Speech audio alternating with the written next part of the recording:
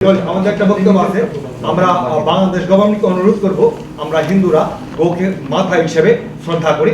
বাংলাদেশের জন্য আইন হয়, সম্রাট আওরঙ্গজেবের আমলে আইন ছিল, সেই আইনের পুনরাবৃত্তি হোক, যে গো হত্যা করা যাবে না। বাংলাদেশ সরকারকে বিনীত প্রার্থনা করব যে গো হত্যা বন্ধের আইন করা, এটা আমাদের বক্তব্য।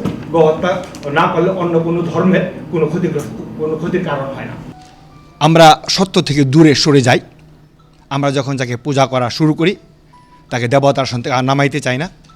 1972 সনেই সাম্প্রদায়িকতা শুরু হয়েছে। বাংলাদেশ সরকার প্রথম কালীবাড়ি, রমনা কালীবাড়ি দখলের মাধ্যমে। শুধু রমনা কালীবাড়ি দখল করে বাংলাদেশ সরকার ক্ষান্ত হয় নাই, ওইটাকে একটা পার্ক বানানো হয়েছে কলকাতা সাম্প্রদায়িক দাঙ্গার মহাঅধিনায়ক সোহরাওয়ার্দীর নামে। সত্য থেকে আমরা সরে যেতে পারবো না। তার পরবর্তীতে সমস্ত জিনিসগুলি আরেকটা হয়েছে কি, আমরা সবাই স্লোগান দিছি বাঙালি জাতির পিতা শেখ মুজিবুর রহমান, বঙ্গবন্ধু শেখ মুজিবুর রহমান। ইয়েস, বাঙালি জাতির পিতা। বাংলাদেশে শুধু বাঙালি থাকে না, বাংলাদেশে চাকমা থাকে, বাংলাদেশে গারো থাকে, বাংলাদেশে কুকি থাকে, বাংলাদেশে হাজং থাকে, বাংলাদেশে আরও ক্ষুদ্র ক্ষুদ্র জাতিসত্তা আছে। তাহলে তাহারা বাঙালি হবে কি করে? বঙ্গবন্ধুর এক উক্তি ক্ষুদ্র জাতিসত্তাগুলিকে পিছনে ফেলে দিছে, কি তোমরাও বাঙালি হয়ে যাও।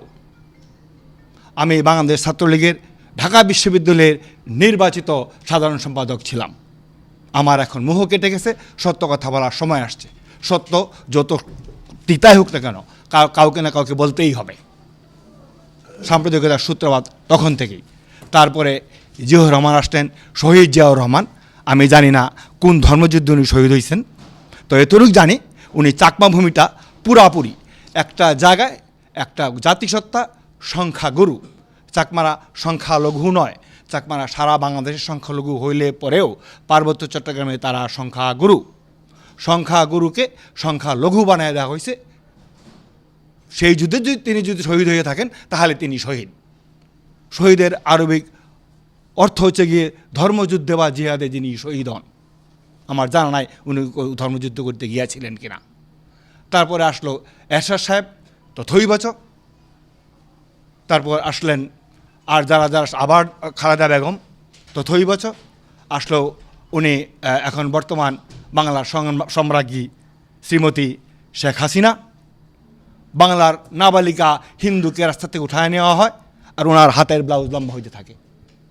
ওনার হাতের ব্লাউজ লম্বা হইলে বাংলার নাবালিকা রাস্তা দিয়ে হাঁটা তুলে নেওয়া বন্ধ হবে না, হিন্দু নাবালিকা। আর আমরা কথায় কথায় বলি সাম্প্রদায়িক শক্তি, হ্যান হয়তো এটা সিম্পল। হিন্দু, বৌদ্ধ, খ্রিস্টানদের উপর অত্যাচার হয় একটা ক্ষুদ্র অংশের মুসলমান দ্বারা। কোনো হিন্দু বা কোনো বৌদ্ধ বা কোনো খ্রিস্টান কোনো দিনও কোনো মসজিদ ভাঙতে যায় নাই। আজ অবধি একজনেরও বিচার হয় নাই।